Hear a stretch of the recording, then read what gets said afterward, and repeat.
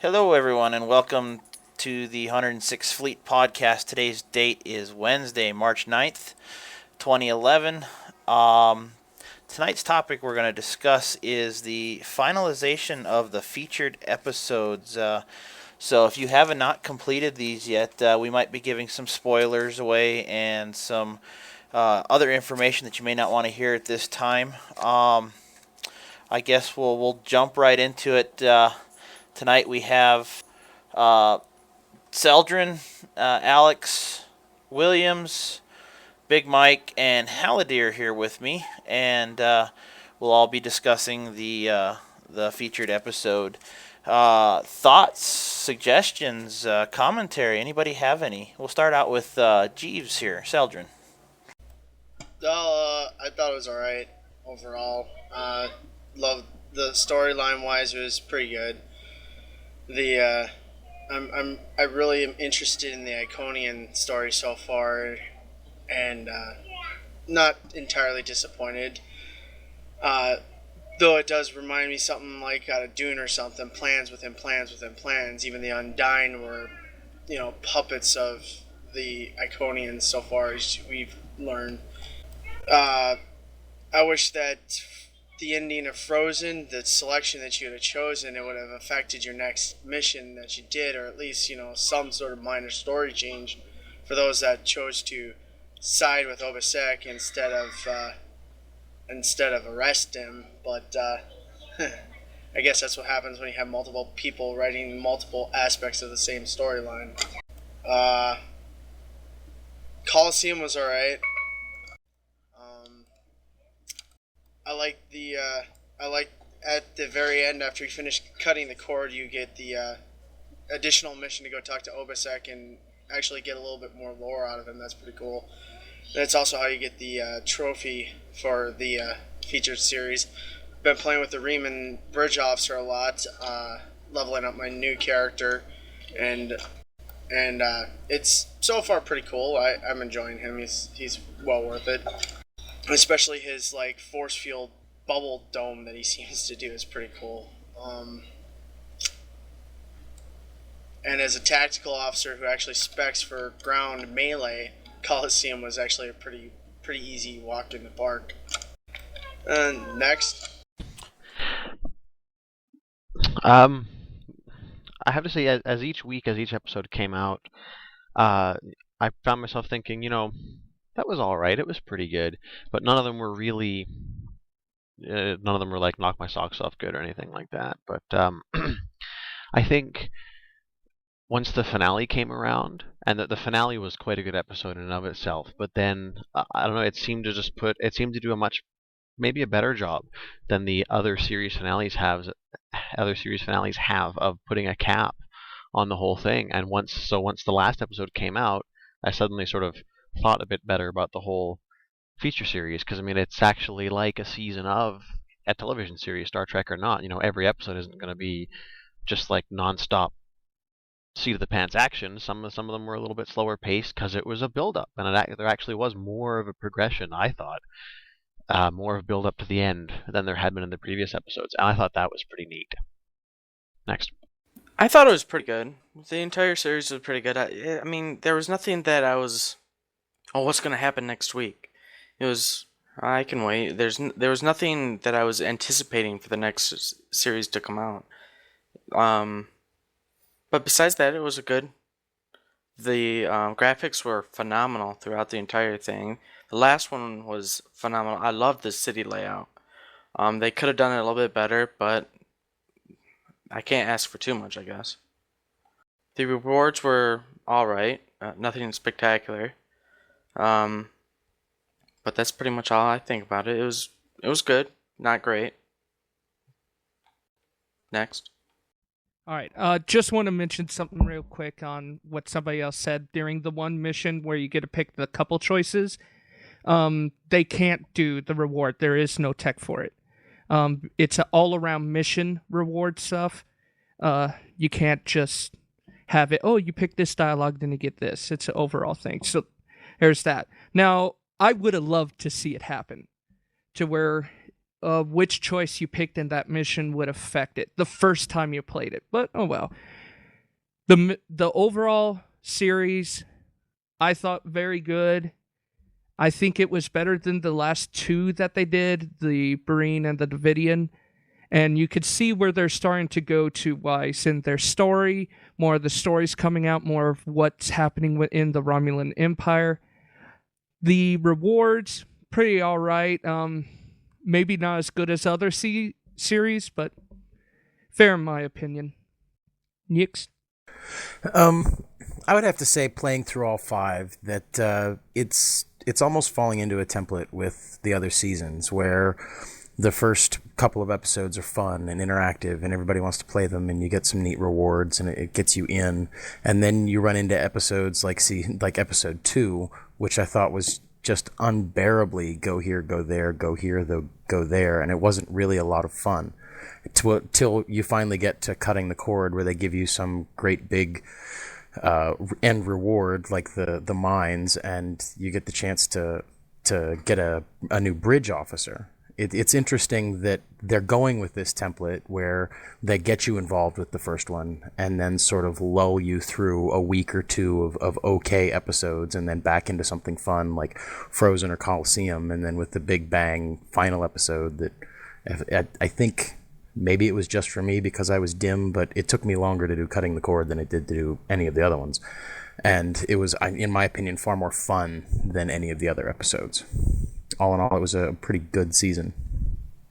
Alrighty. I have to say overall it was definitely worth the time and the effort to come in and play it like all the featured episodes have been. I do have to agree with the graphics were great, especially in the vault. I do believe that was kind of a enticer to get you to play the rest of the mission, or the featured episode.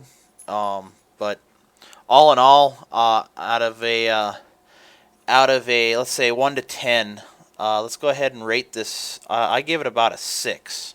Jeeves? I give it a 7 just because I want to know more about the Iconians. In fact, if CBS or Paramount were to go back and do a mini-series on it, that'd be awesome. Alex? Probably going to have to settle on a 7 as well. Williams? I would go 6. Mike? I go 8. And Haldir? I'm going to go with a 7. I think the 7s have it by average. Yeah, I definitely don't. I don't consider it very high, but I don't consider it average either. So that's where I basically got mine. Overall, compared to all the other featured episodes, how would you rate it? Start out here with Seldrin again.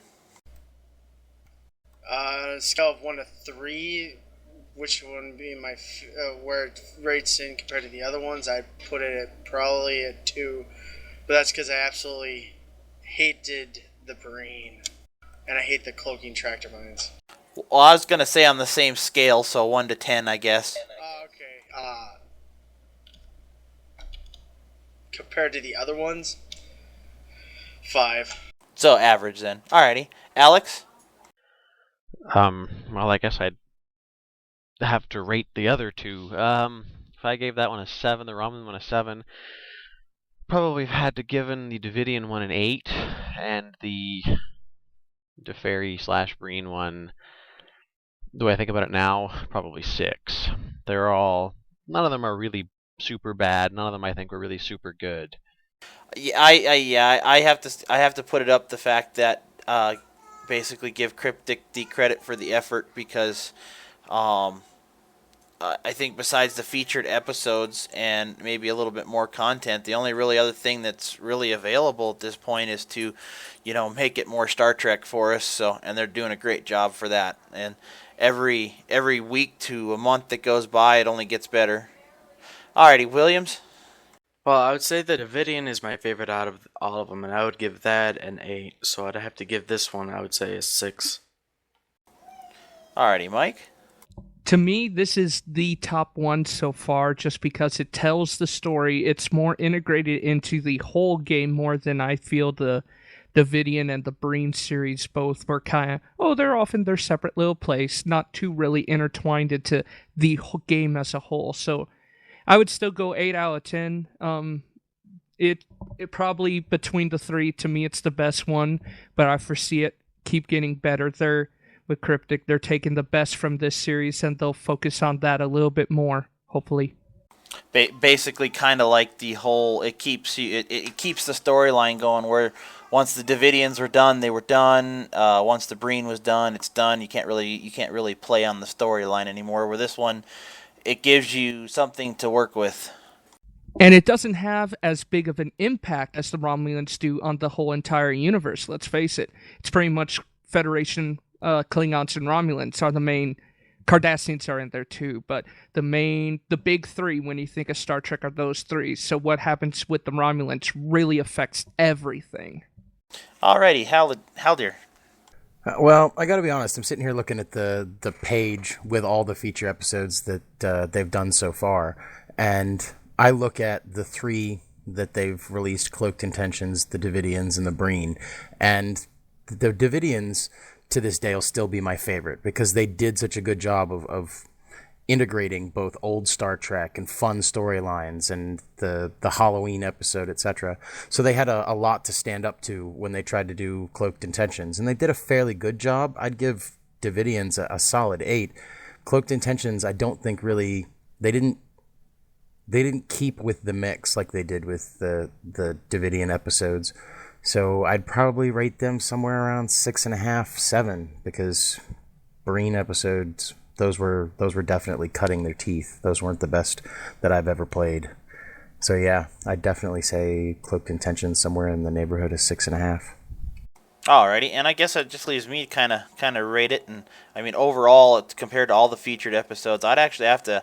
This one would have to hold an 8 for me, just because of the effort they put forth in this one that I feel anyways that they in their graphics, the storyline, and overall impact that it's going to have on STO and the direction they can go with it now. Alrighty, let's move on to the accolades. I think they honestly packed a lot of accolades into this featured episode. I haven't counted them out, but I would have to say it's well over 10 accolades just in this featured episode alone. What's your guys' input on that? We'll start out with we'll start backwards this time. Haldir? I have an interesting view on accolades, period. Honestly, as somebody who's played MMOs for a long time, I don't have a real high opinion of slapping on an extra, you did the mission and we're going to give you a little something to go with it.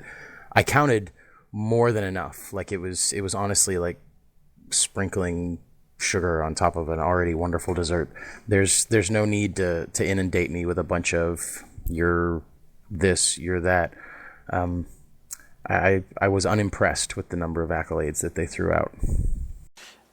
Now, I know some of these accolades are I know why they do it. It's a lot of them are career specific. Like you have to have a science, an actual human player, not a computerized player on your team to complete the science accolade and the tactical accolade and the engineering accolade. Now, how do you feel about those kind of accolades? I mean, because those were a big part of most of the accolades you got. And of course, there was the hidden ones as well. You know, that was, in other words, you're exploring. You're not just running through the mission. You found this accolade by pure chance. In other words.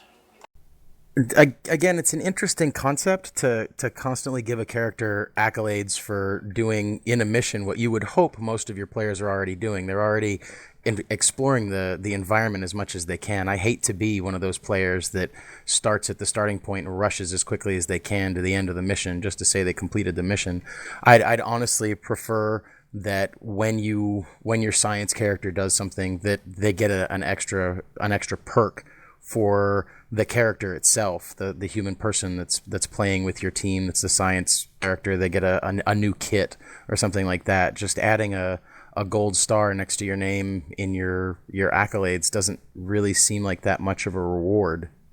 But again, as I said, I have some awkward or odd opinions on the accolade system to begin with. Understandable. Alrighty, Mike. Well, I think it's a neat thing to throw in the game. It's another thing for players to brag about. Oh, hey, look what I have now. But to me, a little bit of it should be, well, there's players that will not play on a team, will not join a fleet to play on a team, and so forth. So having the objectives there for guys they will never have with them might be a little bit. But it felt like there was a little bit too much of it in there, honestly. I love the hidden ones, but I mean, with all the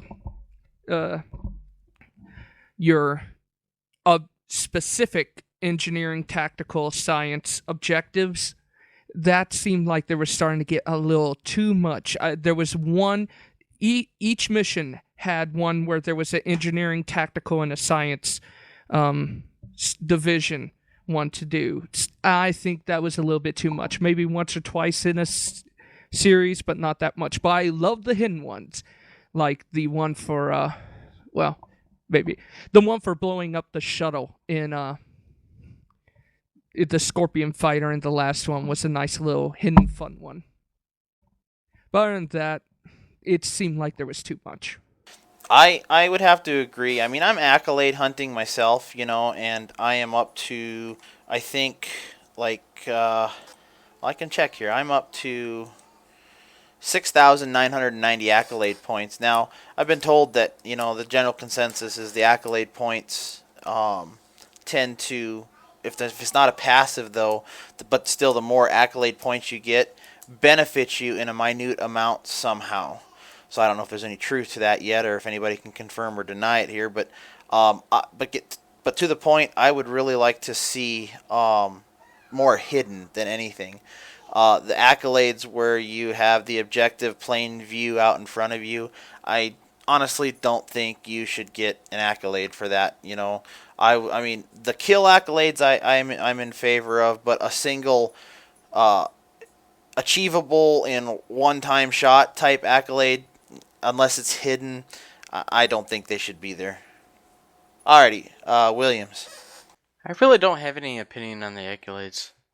I mean, they are fun to watch. I mean, they are fun to accumulate.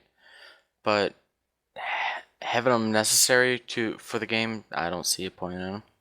Well, it does give us, like those of us that are lifetime members and even non-lifetime members, I don't want to put us in a classification like that, but I would, it gives us something to do. In addition, once we've completed pretty much everything there is to do, we have the accolades we can go after and hunt. Another area for it to give us something to do. Alrighty, Alex. Well, in this case, it's probably a good thing that I've had a few people go before me, because I've been able to build a little bit what I was going to say based on what they said. And what Haldir said in general about the accolade system, I don't want to dwell too much on the general because I don't want to get too much off topic. But he makes sort of a pretty good point. The accolades that are sort of, you did this thing that everyone's going to do anyway, here's an accolade. Even all throughout the game, I found to be a little bit, okay, that's cool. That wasn't optional. I wasn't going to go and find that and be proud I found it. Some of the exploration accolades, though, in the Tribble with Klingons, if you reach the highest point on the ground map, you get an accolade. It's called climbing Tribble Mountain or something like that. Ones like that are cool, because that's something you by no means have to do, and if you go and do it, it's like, hey, look, you discovered this, have a gold star. So in that sort of in the same vein, with the latest set of feature episodes, I found that they were throwing in a lot of these career-specific accolades attached to the career-specific objectives, which didn't really get you anything. You had to do one of them, I recall, in most cases, to advance to the mission. But I think if they're going to do something like that, they over-implemented it in this series. If they're going to do something like that, they need to make it so that, okay, you did one of them, that's great, you can advance. If you do two of them or three of them, well, you can advance more easily, or you can advance in an alternate way, or they have to actually change something, not just hand you another thing for your accolade list, another 10 accolade points. Because in the end, even if you do like to accumulate all your accolade points, it doesn't really have it's hey cool. It's going back to the same hey I did this thing that anyone can do and is blatantly obvious sitting right in front of me. It's not as big a deal. So maybe next time they'll have things where if you do more than one career specific accolade or track, they'll give you one accolade instead of like four. Or it'll be like, you did them all. Here's that accolade. Not you did each of them. Here's all of those accolades. That's just my feeling on it. It became a little. They watered it down too much. It wasn't special enough. And I would have to agree on that one. Alrighty, we've got a guest that has just arrived, Wraith. We are currently discussing the accolades from the featured episodes. So welcome to the party. All right, Seldrin, go ahead and you're next. Yeah, broken record. That's what I'm about to feel like. But yeah, as it was said over and over again, they way overdid it. I mean, if everybody's got $1 million, what's the benefit of having $1 million? $1 million doesn't mean jack anymore. Same kind of thing with the accolades. Ooh, wow, you got a gold star for turning on the computer. It's kind of how it was starting to feel by the third episode. One here or there, fine, sure, but like every single episode, like people said before, they were all over. Really, there should have probably only been like 3 or 4 accolades for the entire set, and that it would have been like the diplomacy, do the entire mine enemy without attacking with using diplomacy the entire way through the mine. That would have been a good that one definitely. Maybe the incarcerated one, definitely should have brought the numbers down so you could have done it in one single mission. And then maybe the hidden one in the final mission where you could kill all the Romulans that were attacking you from across when you're on the top. You could blow up a barrel of something. I actually found it by complete accident. I shot my split beam across the way. It ended up hitting a barrel, blowing up all the Romulans, and then bada boom, bada bing, I got an accolade for it. I was like, wow, really? But stuff like that where it's hidden, secret stuff. Yeah, sure. Or if it advances the mission another way, like Alex just said, fine. But they were just all over the place, and it was too much, way too much. Yeah, I would definitely have to agree again. Alrighty, Wraith, your input, your thoughts. My inputs and thoughts. Well, I'm not an accolade hunter, so it's one of those things that they're nice to have in there, but they need to be. These two guys have been saying they need to be more special. Well, they do. They need to be a lot more special because there are some players that really don't care about it, and there are some players that just don't care about the accolades. They're playing the game for the fun of the game. Now, the accolades should be there for someone that wants to do something special, or the people that like to poke around and do something over and over again to try to figure out every little trick and trade into it. But that's all I really have anyway. Roger, Wraith. I appreciate everybody's input on this. Yeah, accolades are one of those things that could probably be looked at later on down the road. When to be determined by Cryptic, but it's definitely one of those things that need to be looked at. Alrighty, the last topic we're gonna talk about is the rewards the missions gave us. All right, let's start out with I guess the vault. Wraith, yeah, I'll let you. You'll start this one out. Go ahead. Hey, the vaults. Well, I like the graphics. I love the way it was set up. It was really pretty, and yeah, I mean, it was amazing. Just the way they took the time to design the space that was in there. Uh, for the for the rewards, I don't think that they gave enough of the reward for. I don't like this fighters. For the first time after PvP, a whole bunch of fighters came out, and it made the PvP pretty much unenjoyable. Um, More about that one later, because one of the rewards for the later missions is just as bad. But pretty, and the story was actually enjoyable, and that's all I have for that one. Uh, more specifically, how about the end mission rewards? Oh, I hate cloaking tractor mines. I'm not sure about the Riemann officer yet. I've got him. I haven't used him or had a chance to spec him the way that I want him spec'd.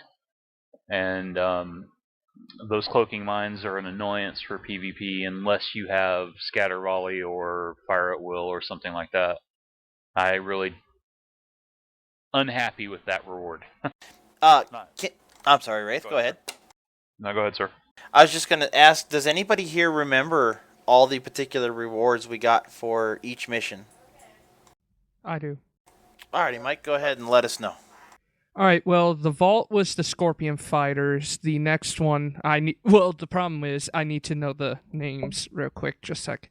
I remember them from their names. The first one was the vault. Second one was Mine Enemy, and then the third one was Frozen. Fourth one was the Coliseum, and 5 was Cutting the Cord. All right. So first one for the vault was the Scorpion Fighter. Second one for Mine Enemy, the special one was the Horda Pet, which there is news for that one. Frozen were the guns. Coliseum was the oh great. Cutting the Cord was the Riemann Bridge officer till next week, I think, and the Tractor Beam Mines, which will stay there forever. But Coliseum. Anybody remember that one? Riemann shields. There we go. There they are. All the special rewards. Alrighty, and I do believe you got 2 sets of shields in Coliseum, and then Episode 5 also gives you a Mark 11 plasma torpedo after you get the bridge officer. That's in replay. Yes. Well, and I'm sure that one will replace the Riemann Bridge officer too when the time limit to claim it is up. All right, let's go ahead and since we'll finish this up with the rewards. Thoughts, comments on the Scorpion Fighters received from the vault. Let's go with Alex first. I love the Scorpion Fighters. In short, I think they're great. I can put them on to, my main character's escort, or I have a Klingon carrier pilot, and that's just even more fighters. Or I've seen somebody in the Orion Marauder patrol cruiser with the interceptors, and the Scorpion Fighters almost makes it like a mini carrier. I just thought it was a really neat idea, especially once they gave you 50 charges of it, so you don't have to go back every 3 days to do the mission again. I'm sure everyone remembers, maybe some people don't. It came out originally with 20 charges, and that was a little short, I think. But I can't say I spammed them, but I do look at them now and then it's like, oh yeah, I can use Scorpion Fighters. I just think it's neat. I thank you for reminding me. I've got to go back and get mine. Now that you mention that, I honestly think that that's the purpose of the tractor beam mines, because if you're packing the tractor beam mines and you're packing and somebody else is packing the Scorpion Fighters, they both can cloak. Obviously, the tractor beam mines can hold your Scorpion Fighters, but in turn, the Scorpion Fighters can probably shoot them down as well. So, if you feel that you're going to be spammed with the mines, make sure you're carrying the Scorpion Fighters on you. Alrighty, let's move on to let's Haladir, Scorpion Fighters.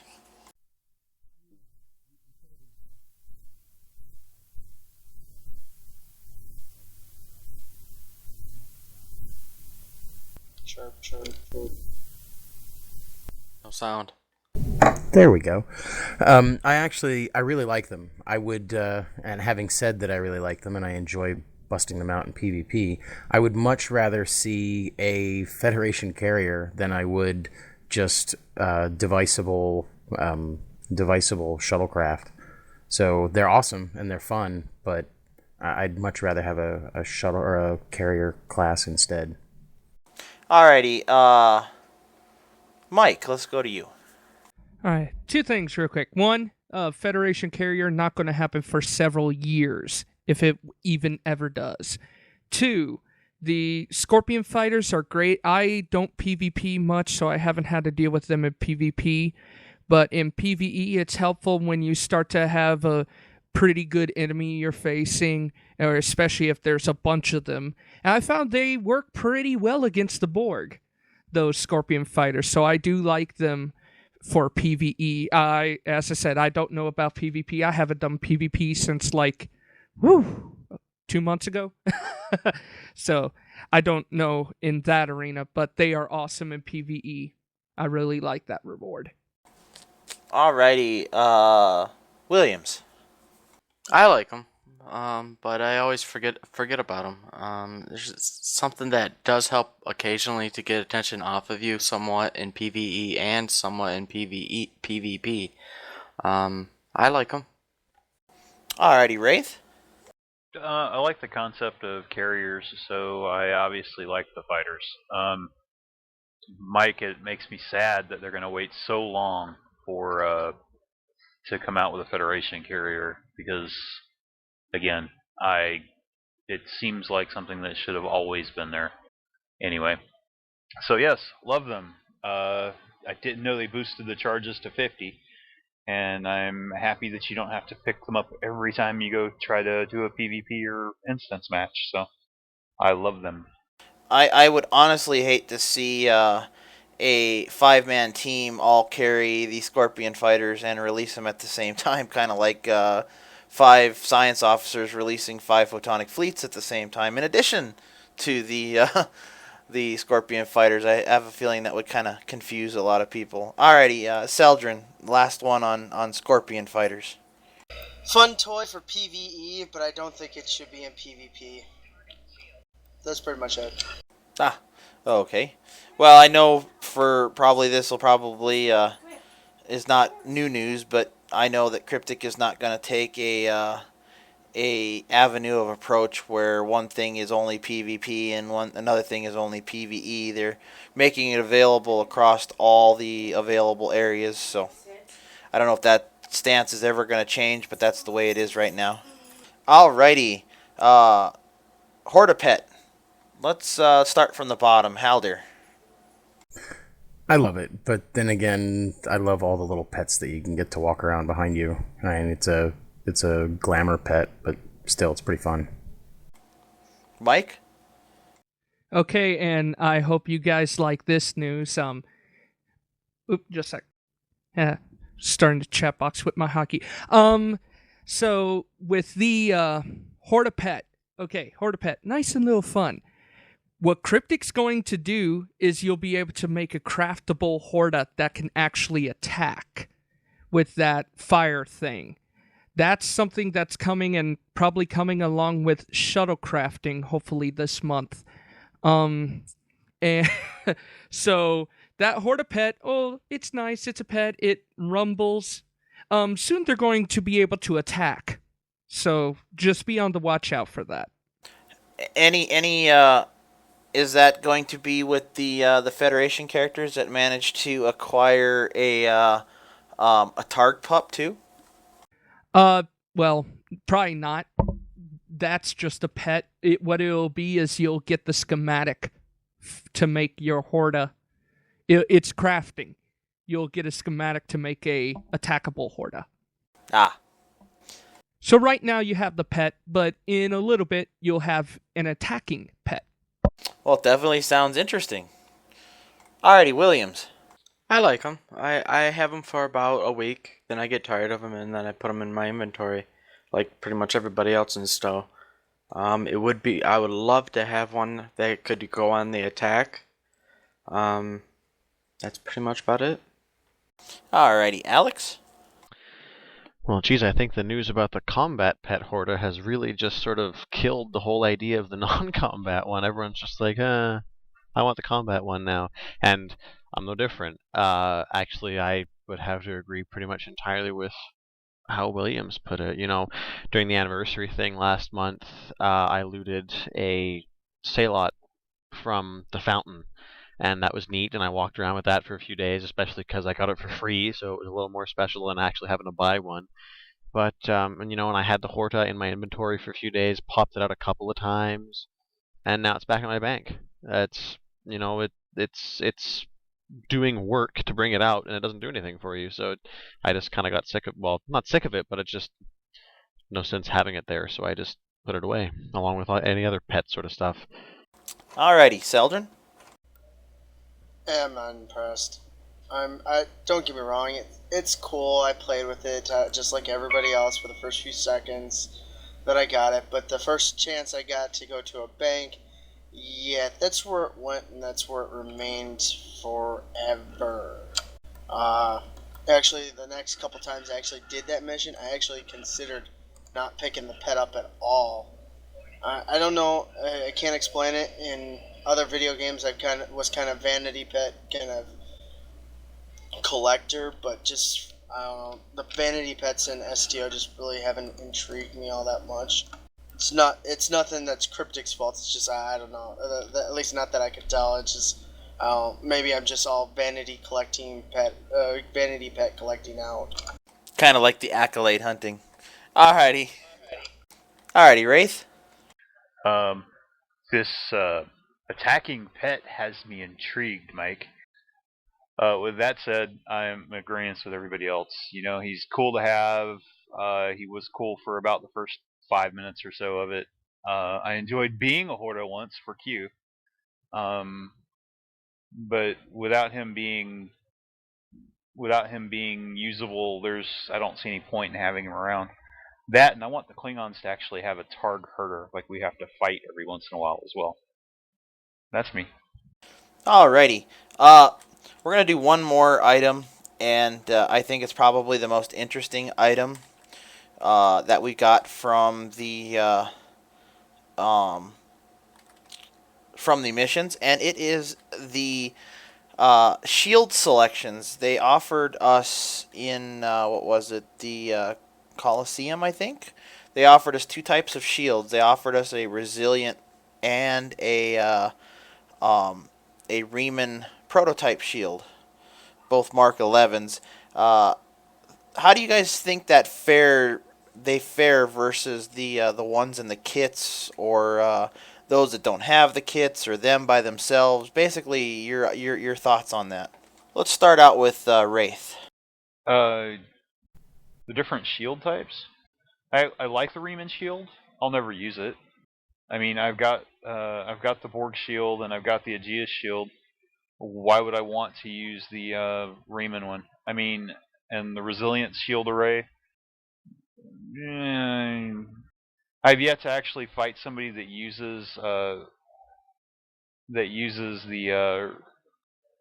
I don't even know which resist that is, but I rarely fight anybody that uses Tetrion, and so plasma. Oh, well, I might have a reason to put that on my ship every once in a while, but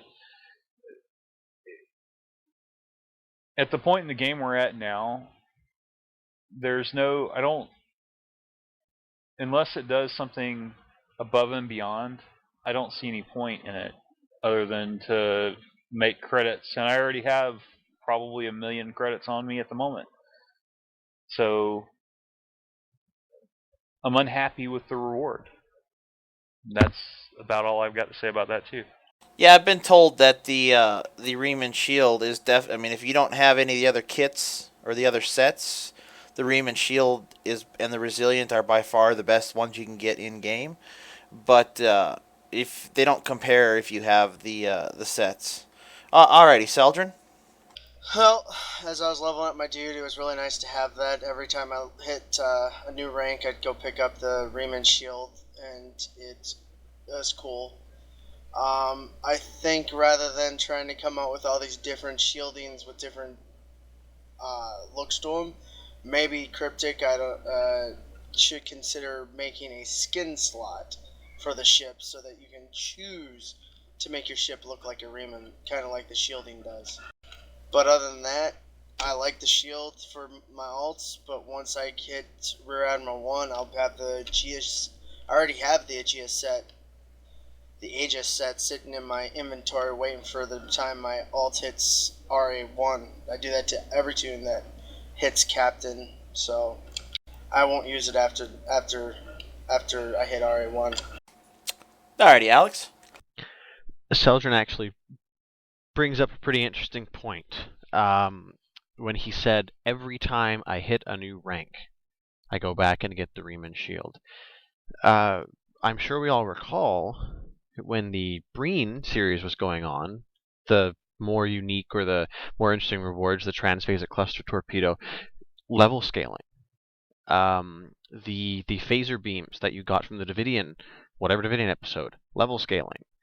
They seem to have moved away from that, and I'm not sure why. Maybe they may well have had a very good reason to do so, but I don't like it.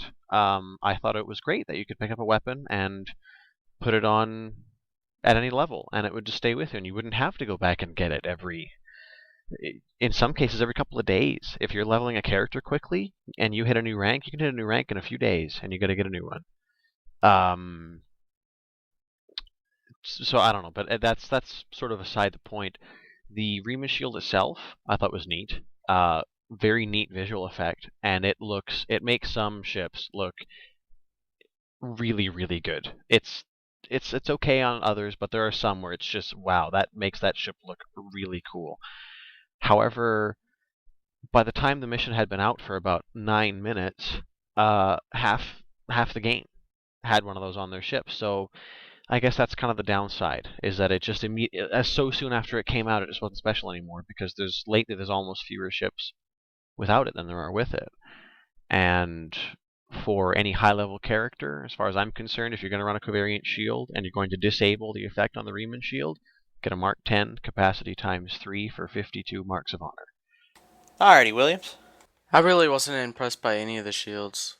If I was gonna run covariant, I would go Aegis. It's just you got a bundle there, and you don't get anything added going with the Riemann shields.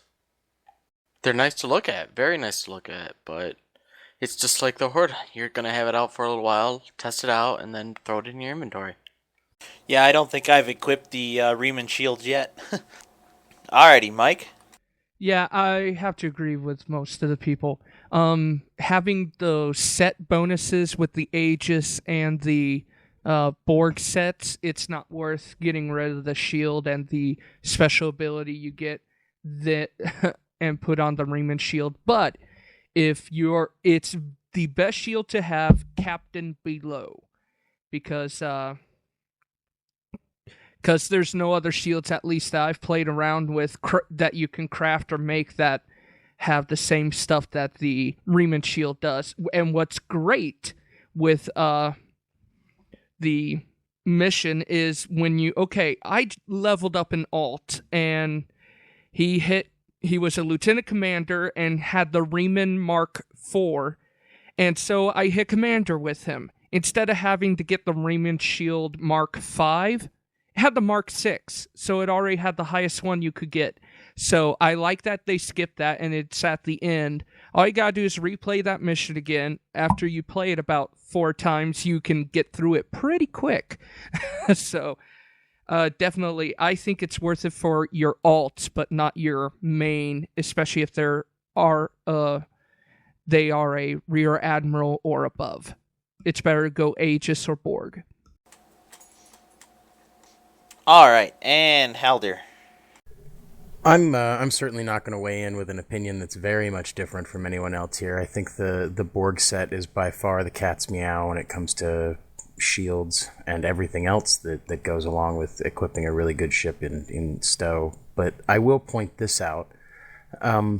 We sit in a particularly lucky position because we have a fleet full of people who are all willing to help us either through crafting the sets for us, or helping us get to a point where we can craft the sets, or going through all the requirements with us to get everything we need to finish all the missions we need for the Borg sets. I think this is a wonderful option for someone who doesn't have a fleet to back them up or can't get into a fleet because for whatever reason. I mean, there are antisocial folks out there, I suppose. But it's a wonderful option for someone who doesn't have the resources of an incredible fleet behind them to get the Aegis or the Borg right away. I would have to say, yeah, I agree on the Borg set being the pretty much the best thing out there right now that you can equip to your ship. I have it on. I run it. The only thing I don't run is I do run the Aegis engines versus the Borg engines in combat, and I just have reasons for doing that. But I'm gonna end the podcast on this note. Mike has some stuff he'd like to announce. Why don't you go ahead there, Mike? All right, so I've already mentioned something earlier that totally changed the topic. Stuff that's coming to Star Trek Online here in the next month or so. I talked about the craftable pets that will attack. Horda and Targ are the only two I've heard so far in a chat with Stahl that was in-game on the day of the last episode. So it's fun. Just look out for the devs. Sometimes they're in the chat and you don't even know it. Coming up this week, at the end of this week, the Prometheus Multi-Vector Assault mode will hit the server. It will be available for 500 emblems or C-Star points. The Riemann Officer reward for the last mission of the featured episode will end March 24th. And that day or after, on either the 24th or the 25th, something big's coming. The original series bundle pack, which will include the original series bridge and interior for your ship, plus also supposed to have the Kirk wraparound shirt and some other new uniform options for the original series. But the biggest thing with that is the original series bridge and interior. So we finally have a new design for interiors. That's what I'm really looking forward to. That's what to look for this month. Also, just keep a watch out for a new daily to make your craftable shuttles. But that might not happen this month, maybe next month. Just keep a watch out for it. That's what's coming to STO. Alrighty, open discussion. Anything goes. Anything you want to talk about STO related? Wow, the crickets reach again. Well, Looking forward to the NBA. Well, of course, everybody knows I'm going to talk about raids because I love raids, but they're broken, and I always hear them saying, "Yeah, we're working on them," but nothing's happening. Nothing else is going on with them. I would like to know if anything was going on with them. Well, I could tell you that the Kittimer Accord bug has been fixed and should be out tomorrow. The fixed version. Hoorah! Yeah, that would be nice. Anything else? The captain's yacht rocks. Just wish they had an interior. I can also expand on, I guess, a little bit of stuff. Right now, I know that they are working on Konos interior. Stahl posted a picture of one of the guys designing it. I don't even know who it was now. But they are working on, such as Space Dock was updated, the Klingon interior for Konos is getting some love. The Great Hall. Some other stuff in the work. The Old Birth class. Let me look through just a sec. I know that they're working on the duty officer system. They put out the duty officer UI in a picture. Some of the stuff that's coming there. I'm really intrigued by that. We might not have department heads at the very beginning, but they're coming. But I really like to be able to pick my own crew and form a crew around what I want to see. I'm wondering if you guys mind going back to accolades for just a moment. There's a little background to accolades I think I'd like to throw out there to think about. I don't know how many people here in this discussion have played other MMOs, and I'm just going to leave it at other MMOs. But I remember very vividly the day that Accolades launched in the great MMO, And the reason they launched it was because they felt that the hardcore gamers needed some sort of ranking system within the game because everybody managed to reach the end of the game and everybody managed to reach the same stuff. And I wonder if they aren't oversaturating Star Trek Online now with a accolade system that's underthought and underdeveloped. I'm looking at the accolades that we can currently get, and I'm not seeing anything very similar to other MMOs where we can put together all the accomplishments in one area and all the accomplishments in another area and all the accomplishments in another area into one big final achievement or final accolade like we did in several other MMOs. Or every video game that's out at the moment, with between the 360 and the PlayStation, that have achievement points or achievement ranking. They lead to something, and I agree with you. I'm wondering if the STO accolades are eventually going to lead to something. You have X number of accolade points and you get something, or you've done so much work that they reward you with something. It just, sorry, my opinion, I have no time for accolades. Well, exactly. Even within what I jokingly refer to as the great MMO, even within World of Warcraft, the accolade system doesn't really do anything except a way to measure your E-muscle. E-muscle. Well, does anybody know what the end amount of accolade points is? I know somebody said it's close to the 10,000 mark. It's like 9,880 or something like that. I'm frantically typing away at my computer right now to try to figure that out. I've never heard of the end amount, but I don't accolade hunt. I'm not that big into it. I know some people want to have all the accolades, but right now the biggest thing with accolades till we get our trophies in our interior for some of them. Whatever. I just see accolades as something else, and as someone else was saying, I'm sorry if I don't know who, I only have one screen, but I have a new game on my PlayStation that has nothing to do with fantasy or all that stuff. It's a sport game, and there's accolades for it, and it's like, okay, enough with the accolades. I just want to play a game. You know, it's funny. I don't know if any of you ever watched Foamy the Squirrel on YouTube or whatever website it might originally come from, but he had a rant on achievements, and it was absolutely hilarious and so fitting. You got some achievements that are like so stupidly easy. It's like, why is there an achievement or an accolade for it? Turn on the PS2. Yay, I got an accolade.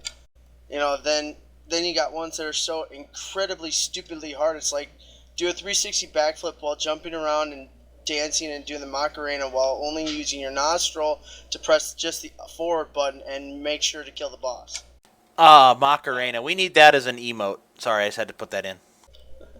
You know, it's just, he goes on a rant about it. It's just so hilarious, and you know, it fits, because, I mean, Stowe, WoW does a decent job at it. They actually give you rewards. I like Stowe's accolade system, where it actually does give you some sort of benefits for some of the accolades. Like, you know, you get the accolade for doing so much Tetrion damage. You get a slight boost to your Tetrion damage output.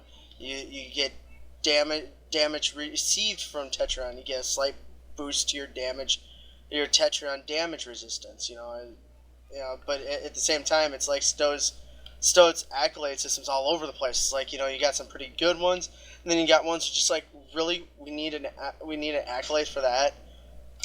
Yay, you bought the game. Here you go, here's an accolade. Well, I started a new character a week or so ago, and I'm in the Lieutenant Commander range, and just did one of those the other day. Did one of those sector patrols in like the Regulus sector block or something. I think it was like the Silas system, or however it's pronounced, Starbase 114. You investigate some sort of crime that happened or something or other, and when you finish, just for doing a system patrol, they give you an accolade called Starbase Security. You did this mission, have an accolade. And that's what I don't like to see. Like I mentioned earlier, the one where it's like climb to the top of the map, which you just don't need to do, but you're an explorer, so have an accolade. That's a bit more meaningful, I guess. Or the ones that actually are useful to have. Damage dealt, damage received, stuff like that. Or, if you want to earn a title, sure, okay, fine. Having a title to wear around as you walk around public areas, that's cool to get those accolades too. But yeah, it's just like you did this mission. You have an accolade. You did something everyone does, and you have the accolade that everyone has. It's not an accolade. It's nothing. It's like a post-it note. You did this mission, and they hand you a post-it note. Well, like I'm 7 actually Sorry, go ahead.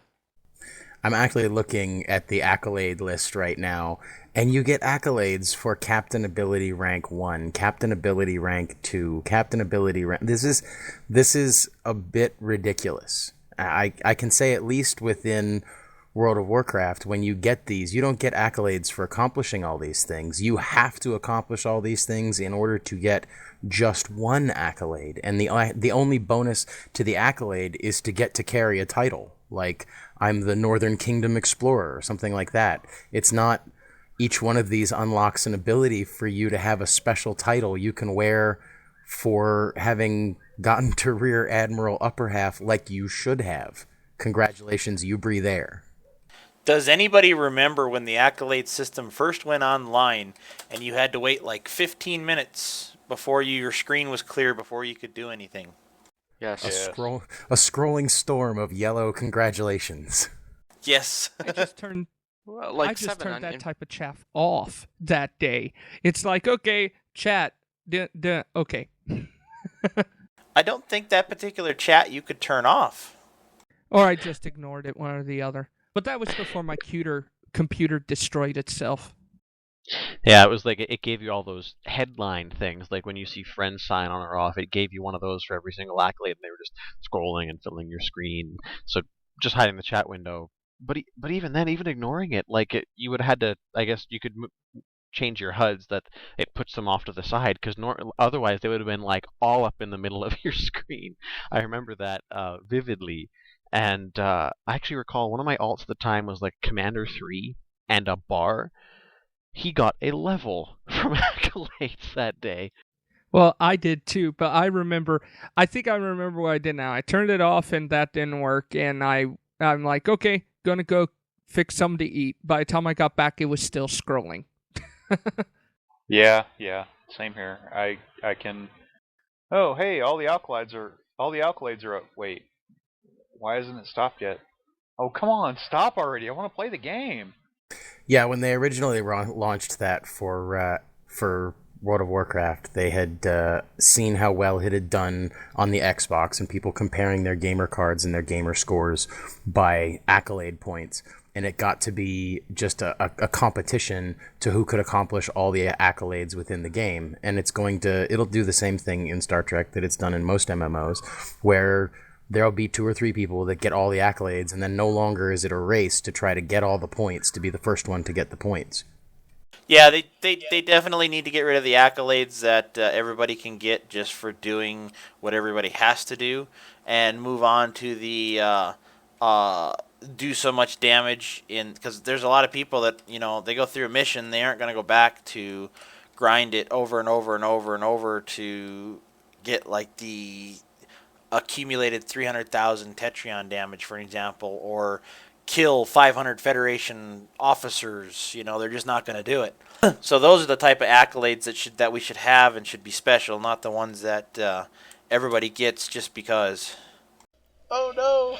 I think another neat type of accolade to add, maybe to replace some of these useless placeholder congratulations, you breathe air, as Haldir so eloquently put it, type of accolades, would be something like, there's a mission you do at like Lieutenant 5. It's a sector patrol, and you end up fighting there's a couple of occasions where you fight like a huge Undine ship within your first couple of levels. And there could be an accolade for destroy that ship in under X minutes.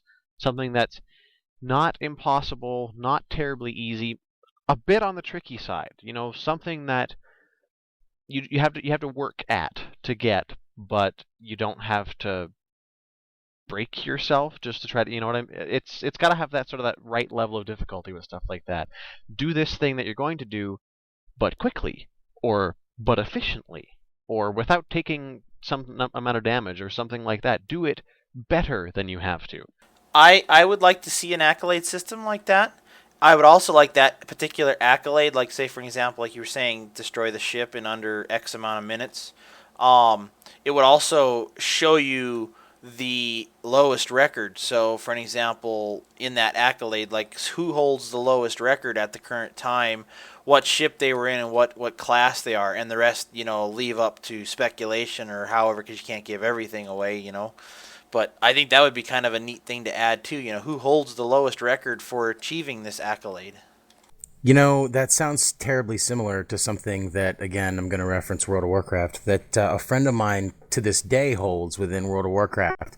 It's the High Warlord title. It's something that they no longer do in Warcraft that I would like to see come to something like Star Trek, where you become part of the PvP matches or part of the race to finish instances, fleet actions, and if you currently hold the title as the fastest or the best, and you have a title that only you have because you are the top dog. Well, I wasn't trying to say, you can't get that. I mean, everybody can obtain that accolade, like if you destroy the ship in under 3 minutes, let's say, for example, under 3 minutes is the best accolade you can get. However, in that accolade, show the quickest time. I'm also for what you're saying. Give somebody a title that's only theirs because they're the best. But I mean, also have accolades that everybody can obtain if they do it in under that time limit. But also show who achieved and how they achieved that lowest time. See, I guess that's where I differ. I think it's wrong to introduce stuff like, oh, you're the best in the entire game. That creates a unnecessary friction in the game because there's enough EP and stroking going on. You don't need to increase the factor of how bad it is just by adding stuff like that. Give people rewards for achieving awesome difficult tasks, yes, but don't sit there and segregate people like, okay, well, you did this run the fastest. Within the fleet, it's one thing. Outside of the, you're gonna have people that are gonna be like, well, I've got this, and the rest of y'all suck, and my opinion is the only one that matters. That's where you get those kind of people from. Is the ones that do that get those type of achievements, and think that theirs is the greatest thing since sliced bread. Well, I do have to say that's going to happen no matter where you go, no matter what you do. That's people. That's just people. So I look at it this way: it gives you something to strive for in the game. Hey, this person holds the best title for this. I want to be where he's at. I'm gonna do what it takes to get better than he. But I'm gonna have to end on this note. The time is up for this podcast. Mike does have another quick thing he'd like to share with us. You have 30 seconds there, Mike. Go ahead. Oh, I was just going to say the next featured episode series. I was just going to bring up another topic, so never mind. We'll save that for another podcast. Alrighty. Well, everyone, thank you for coming to the 106 Fleet podcast tonight. It was another great success, and we'll see you for the next one.